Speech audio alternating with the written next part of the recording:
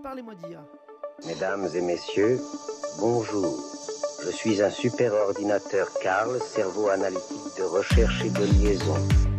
C'est une machine qui ressent les choses. On nous raconte n'importe quoi sur l'IA. Alors, qu'est-ce que tu en dis, Kit? Moi, je n'en dis rien du tout. Que la créativité, elle reste du côté de l'humain. Bonjour à toutes et à tous, je suis Jean-Philippe Clément, bienvenue sur Parlez-moi d'IA sur Cause Commune, la radio pour débattre, transmettre et comprendre. Transmettre et comprendre, c'est aussi l'objectif que se fixe cette émission sur le sujet spécifique des data et des algorithmes, et surtout des intelligences artificielles. Nous avons 30 minutes pour essayer de mieux comprendre ces nouveaux outils ensemble. Cause Commune, que vous pouvez retrouver sur le web cause-commune au singulier.fm, sur la bande FM Paris 93.1 et sur le DAB+, bien entendu, et en podcast sur votre plateforme préférée. N'hésitez pas à partager cette émission autour de vous et lui donner plein de likes et d'étoiles si vous l'appréciez, c'est notre seule récompense. Cette semaine, pas de message en direction de mon réalisateur préféré Jérôme Sorel, il n'est pas là. Et ce n'est pas pour rassurer notre directeur d'antenne Olivier Gréco que je remercie d'autant plus de me donner cette opportunité de vous parler de data et d'IA.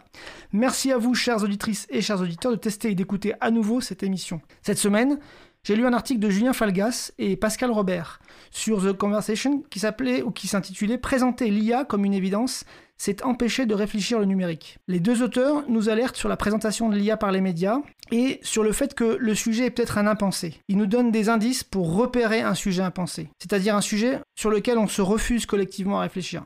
Je vous laisse lire l'article, mais quand on vous dit que l'IA est inéluctable, j'étais sûr que j'allais chuter sur ce mot-là, que le politique n'y peut rien et qu'il n'y a qu'une seule façon de faire pour gérer nos vies, on rentre dans une zone grise qui doit allumer tous les gyrophares. Alors ici, on aime la techno, j'aime la techno, mais comme le dit le livre blanc de Data for Good, on aime la techno lucide, la techno décortiquée, la techno compréhensible, la techno qui porte un impact positif, la techno qui répond à un vrai problème. Par exemple, la connaissance. Nous produisons de plus en plus de contenu, de données, de connaissances. Et si on ne veut pas que cette production ne serve qu'une seule fois et soit réutilisable, il faut organiser la chaîne de production de nos contenus. Il faut concevoir le stockage intelligent, il faut construire les outils pour naviguer à l'intérieur de ces contenus et de ces connaissances. Ça serait bien que l'IA nous aide à faire tout ça. Eh bien justement, notre invité du jour, il y travaille. Et pas depuis un an, comme ChatGPT. Il y a 10 ans de R&D derrière lui pour proposer aujourd'hui les services de sa société, Perfect Memory. Bonjour, Sténie Solitude. Bonjour. Merci d'être avec nous par téléphone pour évoquer l'usage de l'IA dans la gestion des connaissances. Alors, parlez-moi d'IA, Sténie Solitude. C'est aujourd'hui possible d'avoir une Perfect Memory, une mémoire parfaite grâce à l'IA ? Alors, déjà, l'IA, il faut préciser qu'il y a des IA, il n'y a pas une IA. Et il y a au moins deux grandes catégories d'IA. Il y a l'IA statistique, qui est utilisée par ChatGPT et qui consiste à entraîner des modèles sur de grands volumes de données, de manière à ce qu'ils puissent identifier des patterns, des motifs pour les reproduire. Mmh.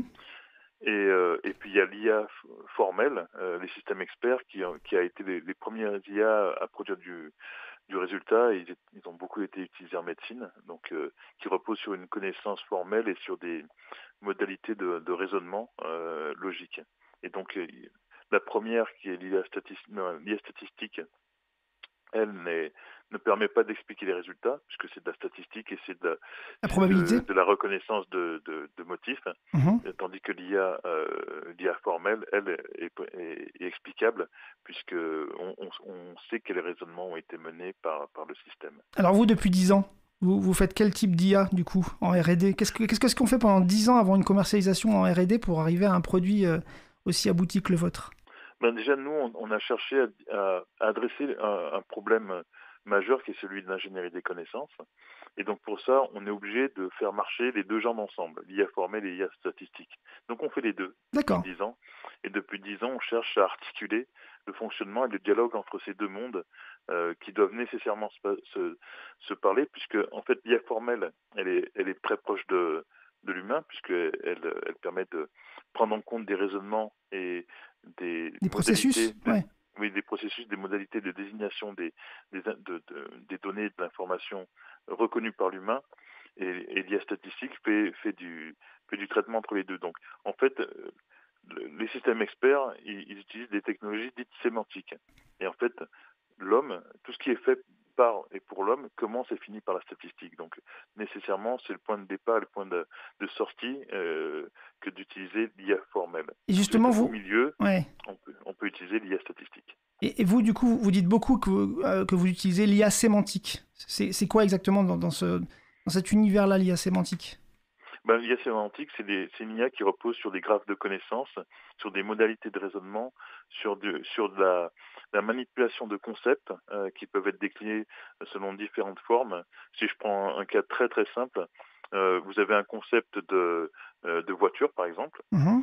Donc ça, c'est un concept. Et en fait, vous allez l'exprimer d'une certaine manière. En France, vous allez dire voiture. Et puis quand vous êtes aux États-Unis, vous allez dire cars. Mais dans les deux cas, vous désignez le même concept. Et donc cette IA sémantique, elle permet de faire abstraction des modalités et de la forme que va prendre votre savoir ou votre information dans son contexte. Vous allez toujours pouvoir faire référence au concept de base, ce qui fait que l'information devient mobile, compréhensible par tous et manipulable par la machine comme par l'homme. Et du coup, la machine, elle compose ce que vous appelez des graphes de connaissances? Oui, c'est ça.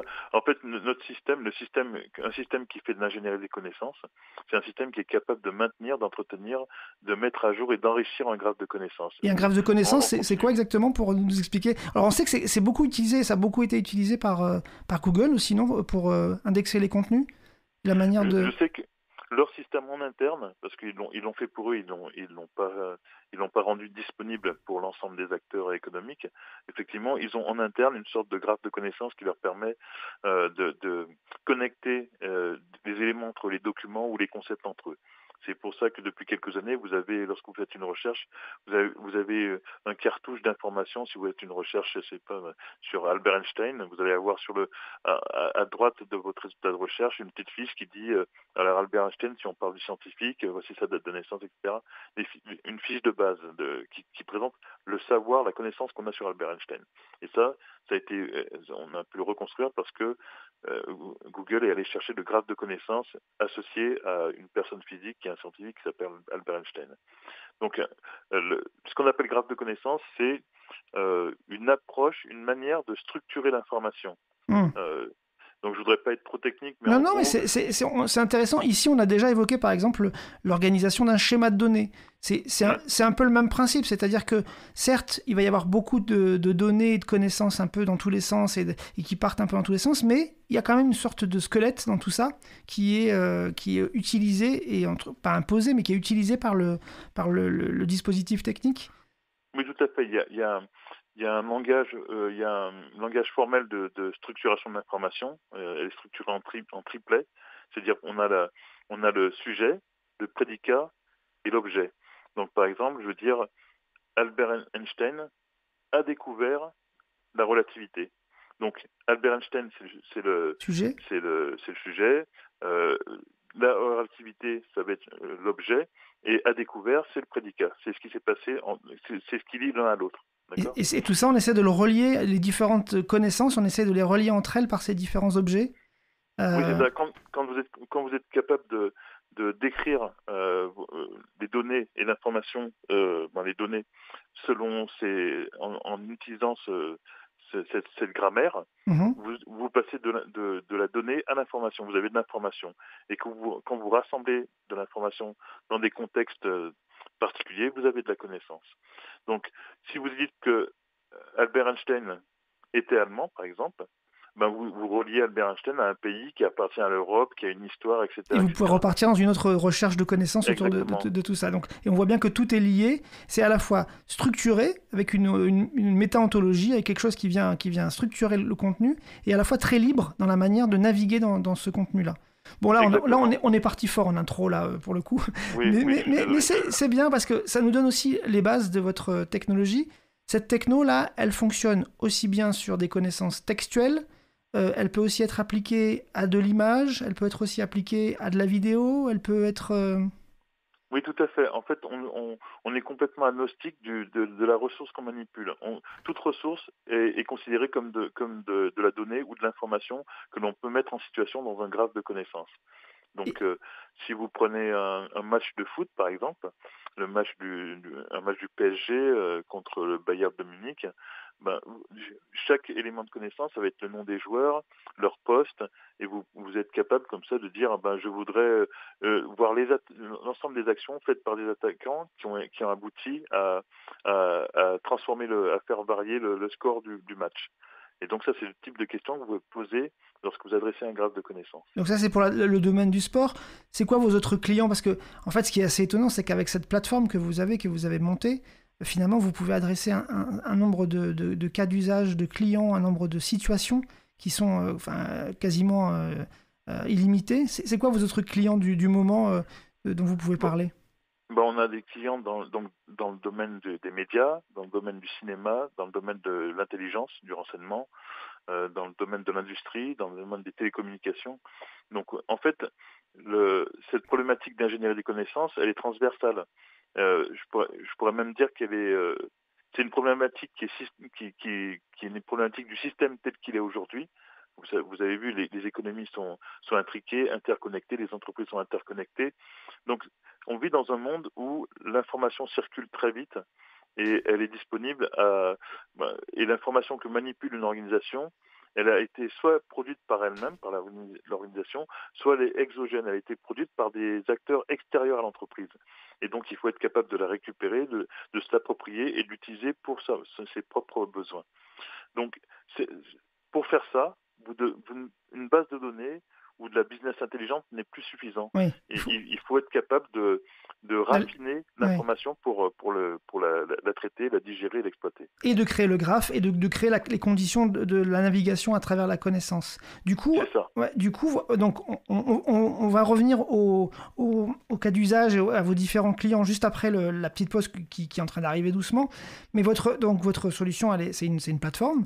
Et cette plateforme, elle peut être installée chez un client. C'est-à-dire que si le client vous dit, moi j'ai un tas de données, tout ça qui sont assez sensibles, est-ce que c'est du cloud que vous pouvez sécuriser très fortement ? Comment ça marche ?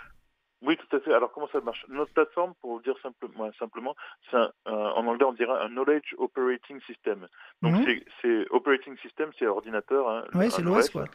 Nous, c'est un OS de manipulation des connaissances. On a créé un OS qui... C'est un Windows, un Windows ou un Ubuntu de la navigation à travers la connaissance. C'est ça. Au lieu de manipuler des 0 et des 1, il gère des grains de connaissances et il processe ses contenus et ses données comme le ferait un OS. Donc c'est ce qu'on fait. Et donc c'est ce qu'on déploie lorsqu'on déploie notre plateforme qui est déployée dans le cloud.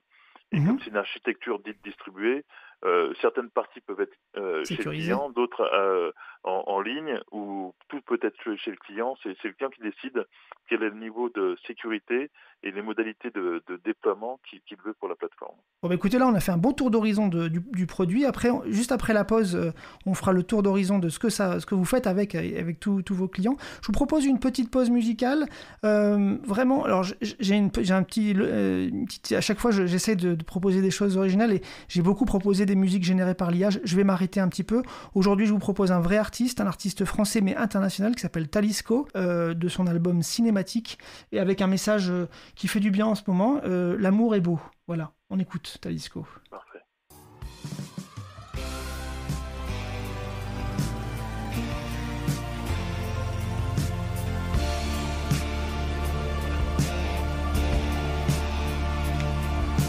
Je t'aime sur ta peau, j'ai gravé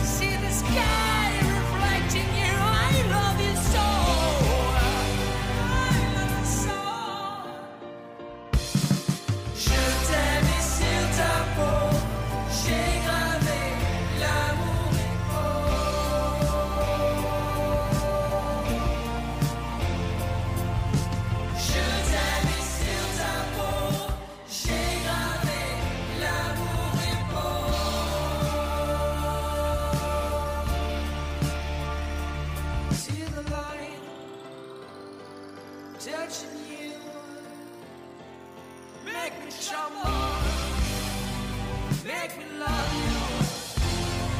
See my heart set on you.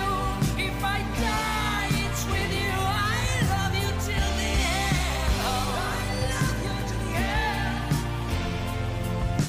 Je t'aime et sur ta peau, j'ai gravé l'amour est beau.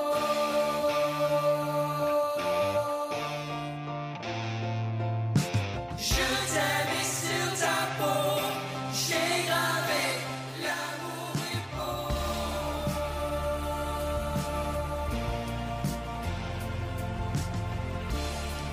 Merci Talisco. On se retrouve sur Cause Commune sur la FM 93.1 à Paris, toujours Parlez-moi d'IA. Toujours l'épisode qui s'interroge sur la manière dont l'IA peut générer de la connaissance avec Steny Solitude de la société Perfect Memory. On a déjà évoqué un petit peu tous les sujets autour de votre plateforme, mais pour l'instant, on ne s'est pas encore trop dit comment l'IA, finalement, elle intervient sur ce dispositif Steny. Est-ce que vous pouvez nous en dire un peu plus et est-ce qu'on peut commencer à aborder des cas d'usage, des cas concrets ? Oui, bien sûr. En fait, l'IA statistique, du coup, je précise maintenant, elle permet de classifier et d'étiqueter des données sur lesquelles on a peu d'informations. Et donc de reconnaître leur catégorie d'appartenance ou leur nature.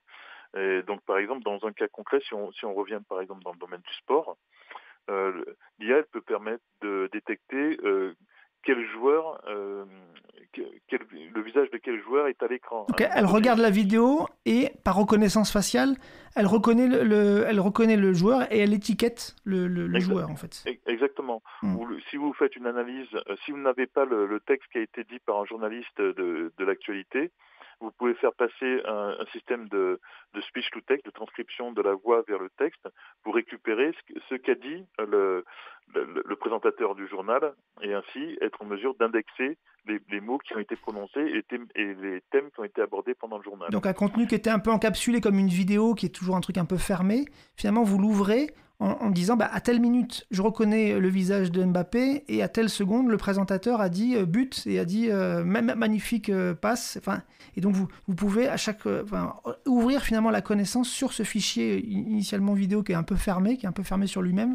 C'est ça ? C'est ça. Et donc, l'IA, en général, sert à ça. Il y a deux domaines dans lesquels l'IA apporte pleinement sa capacité. C'est quand il s'agit de classifier, de segmenter des grands volumes de données et de mettre des étiquettes sur des éléments, de manière industrielle, mettre des étiquettes sur des objets sur lesquels on a peu d'informations. Donc, on lui demande de reconnaître. Et derrière ça, le système, la suite du système va consister à valider ce qui a été proposé par l'IA. Et le deuxième domaine dans lequel l'IA maintenant commence à être vraiment performant, c'est dans l'interfaçage entre l'homme et la machine. Donc je vais être capable maintenant, grâce à l'IA, de poser des questions en langage naturel. Oui. En disant, voilà, je voudrais la reprise de volée de Mbappé pendant qu'il marque un but, tout en même temps, au même moment où le logo de l'annonceur du PSG apparaît sur les bords du stade. Mais d'un côté, elle vous a aidé à bien repérer le contenu et à faire ce travail-là sur des heures et des heures et des heures de contenu et qui aurait demandé beaucoup de sueur et de sang à des humains. Et de l'autre côté, elle vous aide en plus à aller chercher, une fois que le contenu existant est indexé, elle vous aide à chercher à naviguer à travers le contenu par des requêtes plus naturelles, quoi. Oui, tout à fait. Et je précise immédiatement qu'on fait appel à l'IA lorsqu'il n'y a pas d'autre solution. Oui. Parce que c'est très coûteux en énergie. Alors, l'IA, si je reprends les termes de Luc Julia, l'inventeur de Siri... Oui, que vous avez entendu dans le générique d'ailleurs de l'émission. Oui, tout à fait, et dont le livre « L'intelligence artificielle n'existe pas » est parfait pour éclairer là-dessus. L'IA, c'est pas de l'intelligence. La manière de fonctionner de l'IA a à peu près rien à voir avec la manière dont notre cerveau fonctionne. Il faut des centaines et des milliers d'images de chats pour que un système informatique, un système d'IA puisse reconnaître un chat, et il va pas le reconnaître dans la nuit. Un humain, il faut deux chats pour que un enfant de 2 ans reconnaisse un chat à jamais, y compris dans la nuit. Donc oui, on l'a pas assez dit. Votre techno, elle permet ça parce que vous l'avez beaucoup entraîné, beaucoup amélioré, beaucoup corrigé. Alors, ce que je vous ai dit au début, c'est que on a connecté les deux branches de l'IA. Et donc, on ne fait appel à l'IA statistique, donc à la reconnaissance de visage, etc., que lorsqu'il n'y a plus d'autres solutions. Parce que la plupart du temps, ce qu'on observe dans les organisations, c'est que l'information, elle existe déjà. Oui. Simplement, elle est cachée dans des îlots fonctionnels qui ne se parlent pas entre eux. Et en fait, le problème, avant d'être un problème d'identification et de reconnaissance, c'est un problème de circulation des savoirs et d'interprétation et de mise en commun de ces savoirs. Donc, et quand vous abordez un nouveau client, je vous coupe parce que c'est vraiment très intéressant ce point-là. Quand vous abordez un nouveau client, du coup, le truc ne marche pas du premier coup. Il faut que vous instanciez votre solution à son univers, à ses données. Comment vous l'accompagnez justement à votre client quand il vous dit moi, j'ai cru comprendre que votre techno peut m'aider, mais qu'est-ce que je dois faire au début? Comment vous l'accompagnez dans cette première instanciation de votre technologie chez lui? En fait, comment vous analysez ces données, vous regardez ce qui est déjà bien mis en qualité, ce qui doit l'être mieux? Oui, en fait, ce qu'on commence par faire, c'est dans toute organisation, que ce soit une entreprise, une association, un service public, il y a les fonctionnalités critiques. Et donc, à ces fonctionnalités critiques va être associé des problématiques critiques. Et quand on arrive chez un client, on dit « Donnez-nous vos 3 plus gros problèmes que vous n'avez jamais réussi à résoudre ». Et donc, quand il nous donne, ça constitue un cahier des charges, et ça va constituer pour nous ce qu'on appelle le produit le MVP, le produit minimum, la configuration minimale qu'il faut mettre en place pour le client. Donc, c'est ce qu'on fait avec lui. Donc, ça va nous donner à quelle source on doit se brancher, parce que quels sont ces îlots techniques ou ces îlots fonctionnels qui communiquent avec personne, mais qui ont de l'information qui est capitale. Auprès de qui doit circuler cette information, quelle forme doit prendre et quel vocabulaire la machine doit utiliser pour donner accès à cette information. Quand on a ces 4 éléments, on est capable très rapidement de configurer la plateforme pour qu'elle aille chercher ces informations, les rendre compréhensibles par l'ensemble des acteurs de la chaîne opérationnelle et la restituer dans une interface graphique qui soit extrêmement simple à manipuler.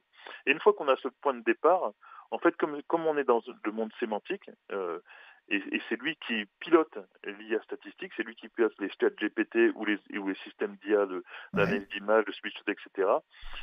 On est capable, vous l'avez compris, le graphe de connaissances, on le met à jour tout le temps, donc on est capable de mettre à jour le périmètre de couverture de la plateforme pour qu'il augmente en intégrant progressivement d'autres problématiques que le client veut voir traiter après ces 3 problématiques critiques. Donc il est capable de s'ouvrir au fur et à mesure, quoi. Oui, c'est ça.